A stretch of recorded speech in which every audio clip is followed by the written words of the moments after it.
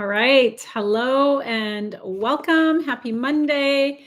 I'm Julie with Balance Life with Julie. Hang on. Let me find a comfortable position. It is Monday, so we are live. Today's topic is I'm going to be speaking about gut health. I'm also going to be speaking about forgiveness work. Mindset work is one of my passions. It's something that I focus on every single day for myself.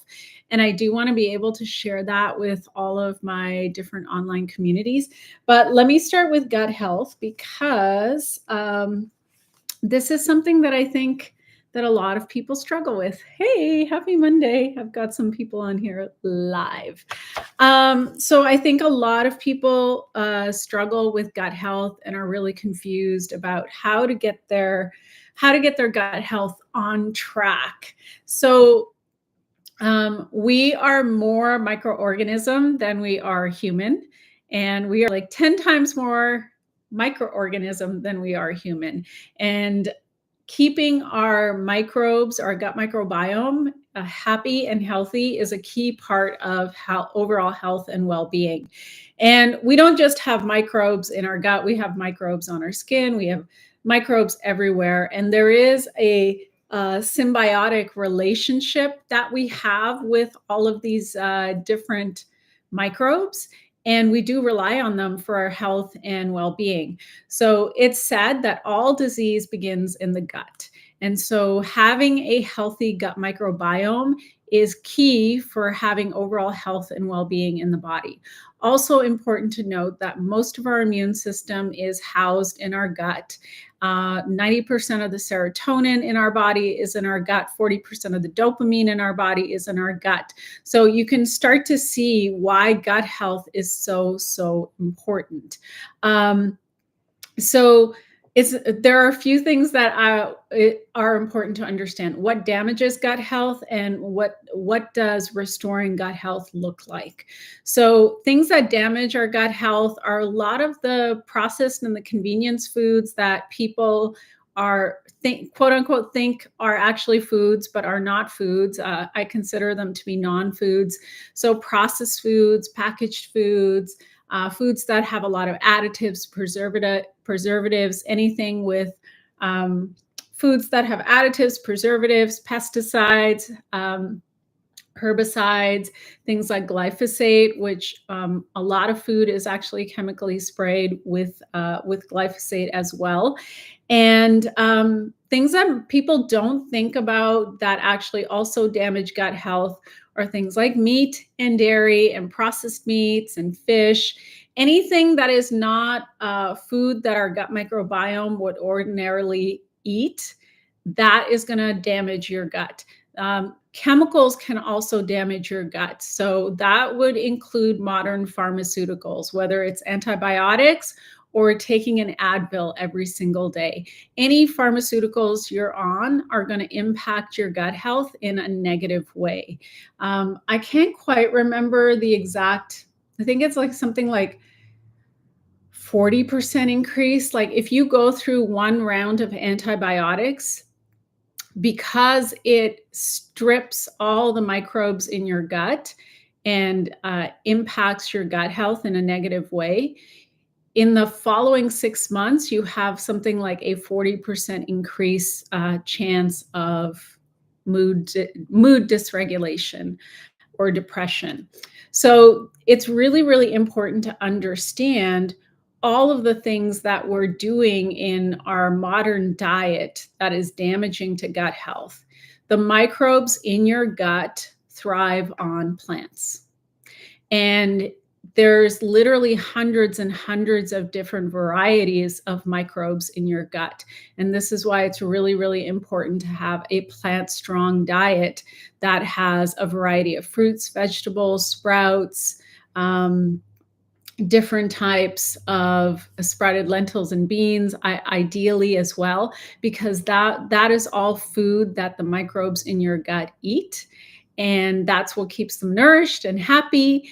And that is what's going to keep you nourished and happy as well. So those are some of the things to be aware of. I know that a lot of people are in the habit of taking probiotics, prebiotics, and thinking that that's going to fix their gut. So the thing to keep in mind is that your gut microbiome, like assuming that your mother had a natural birth, half of your gut microbiome is influenced by the birth canal at birth, and then the rest of the microbiome in your gut is influenced by what you're eating and drinking. Now, the good news is if you don't have a healthy gut microbiome, you can actually transform it really, really quickly, because there's something like 20 generations of cell turnover in a day.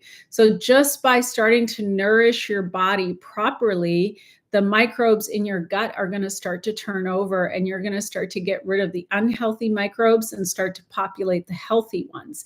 Now, unfortunately, if you've been populating the unhealthy microbes in the process of starting to change your diet and your lifestyle and your habits, they are going to put up a little bit of a fuss. So if you are someone who like craves a lot of sugar, a lot of baked goods and breads and things like that, chances are that you have microbes that really feed on that type of food, and maybe even parasites that feed on that type of food. So you have to, starve them out. You have to stop feeding them and put in foods that you know are actually what the gut microbiome thrives on. So I'm not a fan of probiotics, because most probiotics only have a handful of strains, and there's really no way for any company to replicate your unique gut microbiome. It's like a fingerprint. So everybody's gut microbiome is unique to them. And that's why it's really important to just take care of your gut microbiome through healthy diet and lifestyle habits, and also following proper detoxification protocols, especially if you know that you've been exposed to pharmaceuticals and a lot of chemicals, additives, preservatives, herbicides, pesticides through the foods that you've been eating. Then it's even more important to make sure that you get in there and you start to get that chemical toxicity out of the gut. The other thing that a lot of people suffer from, and they don't actually know that they're dealing with this, is something called leaky gut. This is something that can happen. Alcohol is another thing that is really, really toxic for the gut, and so is coffee. I haven't mentioned that yet, but I would definitely put it up there with things that you don't want to be putting into your body. And so there's something called a leaky gut.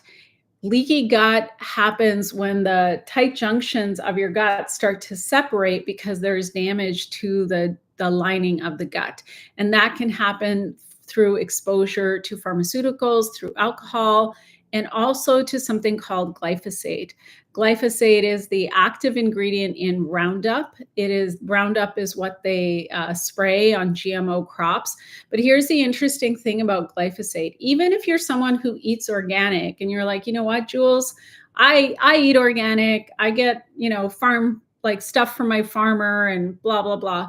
Here's the thing. Glyphosate is a water-soluble toxin. So once you release a water-soluble toxin onto a water planet, it can go anywhere. So it doesn't just stay on the crops that it's sprayed on. It actually gets pulled up into the atmosphere, and it's in the rainwater, it's in the snow, it's in the waterways, it's absolutely everywhere. It's in the atmosphere. You're breathing it in every single day, whether you're aware of it or not. I actually came across a study that was published in France last summer, and they found that you can actually absorb glyphosate into your body through your skin. So your skin is the largest organ that you have, and when there's stuff in the atmosphere, especially if it's water soluble, it can get into your body. Now, there are ways. There's a patented, third-party tested glyphosate removal product that's on the market. I've worked with it now for almost 6 years. Just so you know, exposure to glyphosate is linked to all kinds of things like infertility, autism is another one, different kinds of cancer, thyroid issues, kidney issues. So a lot of these illnesses that people are dealing with, there is a connection to exposure to glyphosate. The other thing I'm going to say about all of this is that, you know, the way that our body is designed, our body is supposed to be able to heal itself. It's supposed to be able to regenerate itself and take care of itself. But the issue becomes when we have toxins in the environment, in the food, in the water, in the clothing that we're wearing, in the makeup that we're using for the women, or for anyone who wears makeup. It's like it becomes this, and you're taking pharmaceuticals, and you've gone through multiple rounds of antibiotics, and this and this and this. It's like it becomes this perfect storm where everything is stacking one on top of the other, and your body will only be able to keep so much at bay. It's only going to be able to handle so much. And then there's a tipping point where there's something that happens, and that's the thing that sets the person over the edge, and boom, they have a chronic illness. So in my case, what happened was I got away with a lot of things. I got away with some not great habits, like drinking alcohol and sometimes having fast food or fried food, and, you know, maybe not being as good about my diet as I could be. And I did a lot of things, you know, I was physically fit. I did all kinds of other things, but I had mercury fillings in my mouth that I was afraid to get rid of. I was, you know, wearing makeup that wasn't clean, and I didn't know any better back then. I wasn't that mindful of what kind of shampoo and hair products I used, or what my clothing was made of, or any of that stuff. And then the perfect storm for me came, like, my husband passed away very suddenly, and I went through this incredibly stressful time, and that was the tipping point. That tipping point became the proverbial straw that broke the camel's back, and I ended up getting diagnosed with hypothyroidism and Hashimoto's. I didn't just wake up one day with hypothyroidism and Hashimoto's. It's that I had spent my entire life exposed to toxic chemicals unknowingly. And I had periods of my life where I didn't, you know, where I drank a lot, where I ate a lot of fast food, where I wasn't that mindful of what I was putting into my body. And my body was able to manage it and handle it until it couldn't. And this is a story I hear over and over and over again when I work with clients. They share the same thing of like, well, I don't know what happened, but all of a sudden I, you know, my body's not functioning the way that it's used to. And I will usually always ask about stress and trauma. And what ends up happening is they tell me that some event happened and boom. Or it could be an exposure to some kind of pathogen that their system wasn't expecting, and it just takes them out, right? So it's really good to be proactive. So in terms of like, I want to leave you with some tips in terms of how do you restore gut health. Number one, start eating more plants. And if you are somebody who has a highly processed diet, you're probably going to need to start off a little bit slowly. So maybe half cup to a quarter cup at a time until you develop the microbes within your system to handle more plant foods, but start to build up more biodiversity. That's the first thing. Second thing is make sure that you're moving. One of the best things to do is to get outside and walk every single day, ideally in nature if you have access, because the microbes in the environment, especially like among the trees, influence the microbes in your gut microbiome. So if you can get outside and be in nature, that's really going to help you. Or if you can be oceanside somewhere. I mean, that's why people feel so good when they come back from being outside and taking a walk. It's because it's not just for the body, it's also for our gut microbiome. Make sure that you are going to sleep somewhere between 9 to 10 o'clock at night, because our gut microbiome functions has the same 24-hour clock, same circadian rhythm as the rest of our body. And when we're shortchanging ourselves on sleep, that also negatively impacts your gut. And it's the microbes within your gut. Um, you know, start to follow some type of a detox protocol so that you're addressing the chemicals and the heavy metals within your body. This is something that I walk all my clients through and everyone that's a part of my membership Elevate. We do gut detox right from month one because it's a really, really important part of overall health and well-being. And the other thing I work on with all my clients is restoring the tight junctions within the gut wall as well, so that there's no leakage of of undigested food particles or pathogens or parasites into the rest of the body, because that is what happens with leaky gut. Literally, things start to leak into the rest of your body because the tight junctions have come apart. So that's something that we work on, that's foundational. So yeah, change the quality of your food, start to move more, make sure that you're getting to sleep and balancing and your proper sleep cycles, and following some type of a detox protocol for your gut. It's not enough to just slap on a probiotic and start taking probiotics, because when you're taking probiotics, you're actually essentially monocropping your gut microbiome, because there's no way to replicate all the hundreds and hundreds of different bacteria, viruses, protozoa, and organisms that are within your gut. No one can make that product. It's not even possible. And so if you can start to just take care of your gut health better, then your gut is going to be able to populate itself properly. If you're just taking a probiotic with a handful of strains, that's essentially monocropping your gut microbiome. I personally never take probiotics. I never recommend probiotics. When I have clients who come to me who've had multiple rounds of antibiotics, what we do is focus on hydration, on the quality of their diet, and detoxification and the rebuilding the lining of their gut so that there is no more leaking of the gut. That's what the focus is, and that always resolves what's going on. Yeah, so if you're dealing with gas or bloating or skin issues or any type of autoimmune conditions, that's all connected to your gut. Anytime you're dealing with a chronic health issue, gut health is a factor, and it has to be looked at as a part of your protocol. So hopefully you're working with a practitioner that's guiding you through that.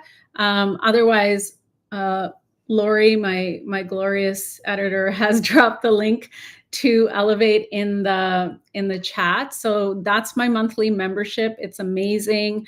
I do guided protocols, there's recorded videos, and most importantly, I do a live call every single Friday at noon Eastern to answer any questions that you may have, because that'll help you to get on track and make sure that you're not confused about how to do things and how to implement these changes into your life. I want to real quickly, I like doing the mindset part. And so real quick, I did part one of forgiveness work last week. So if you didn't see last week's live, go check it out. But forgiveness is really, really important. And I'll bring other mindset topics up, but I talk a lot about how everything is energy and frequency. And if you are someone who's wanting to elevate your life, you're wanting to, create more abundance for yourself, more success for yourself, it is really, really important to have, a few things I think are essential. One is always having a vision, but also doing the internal work on yourself, because when we work on ourselves, that's when everything around us changes. So gratitude is a big part of this. Like, be grateful for what you have. And the more grateful you are, the more you attract that. But the other part of that is also something like forgiveness work. And the reason this is important is because think of it this way, when we are holding anyone in judgment, if we have a lack of forgiveness towards anyone, whether they're our parents, our spouse, something someone did a long time ago, and now you don't talk to that person anymore, that energy becomes a blockage for you.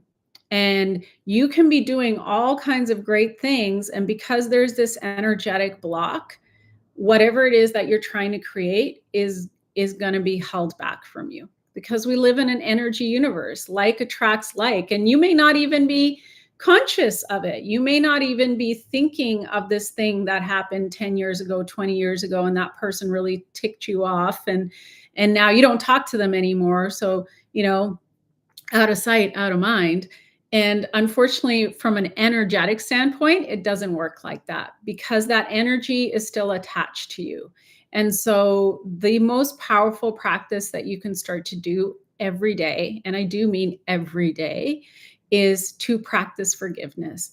If you and I would say, like, one of the ways to get started on this is to think about, like, who have you had not great relationships with? Who's hurt you, who's harmed you, who's done something that maybe wasn't the kindest thing, and can you bring it into your heart to forgive them? So last week I did the Hawaiian prayer, but one of the other prayers that I love to do is, if anyone is, so you can write this down. You may have to pause this and replay this a few times, but it goes something like this: if anyone has hurt me in the past, knowingly or unknowingly, I forgive and release it. If I have hurt anyone in the past, knowingly or unknowingly, I forgive and release it for the highest good of others and myself.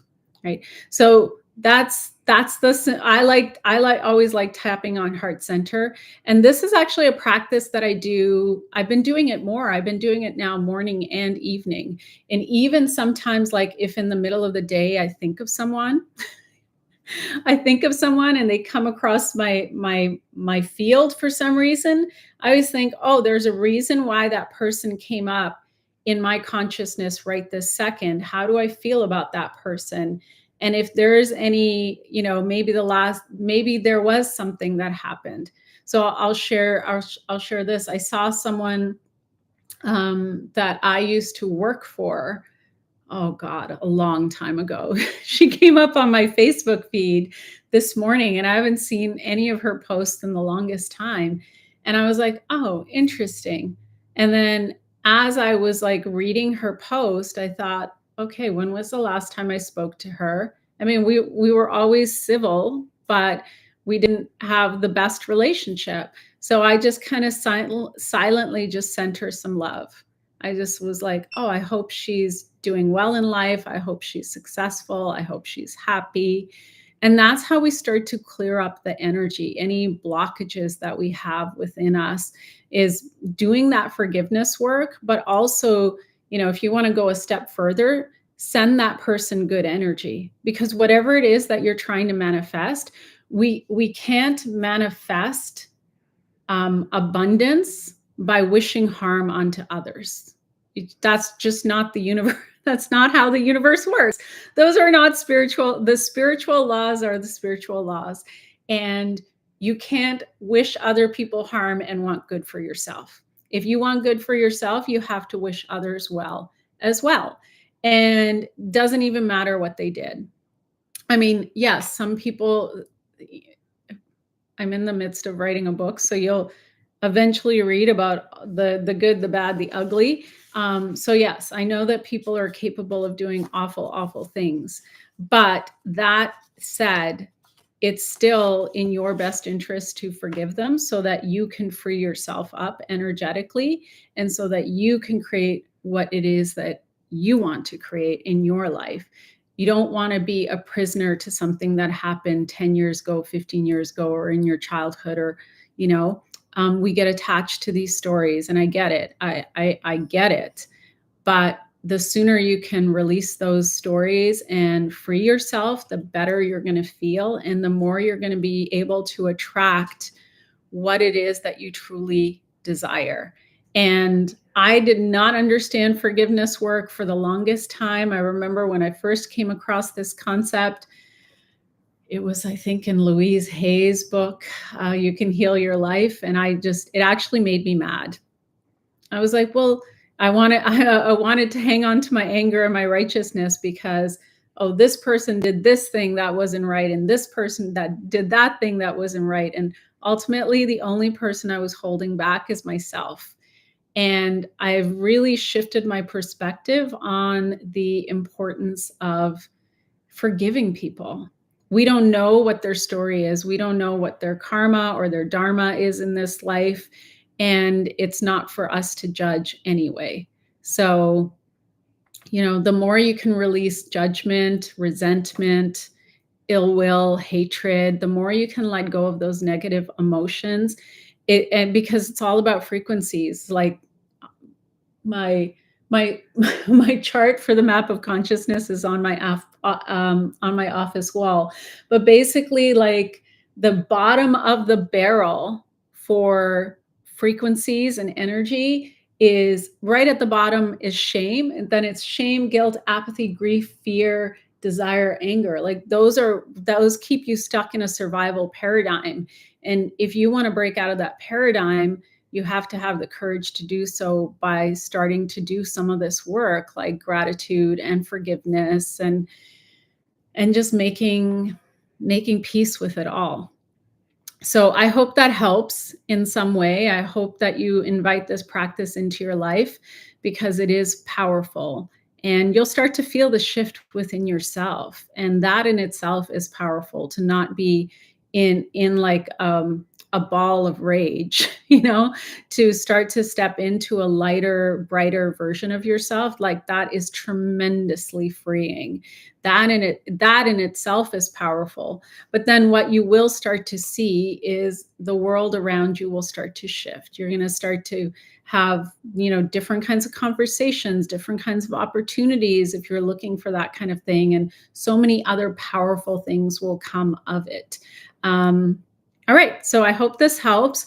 I'll see what next week's topic is. I don't have it off the top of my head, but there will be sort of a health focus at the beginning of this of the live, and then I will do something that's mindset focused as well, because we're not just physical, and we're not just in our heads. We're not just mind or just body. We're two of those things together. We're mind, body, spirit. So I love bringing those things together so that people have a more holistic understanding of themselves. And let me know if you start trying these practices, how it works out for you. Let me know in the comments if you have any questions.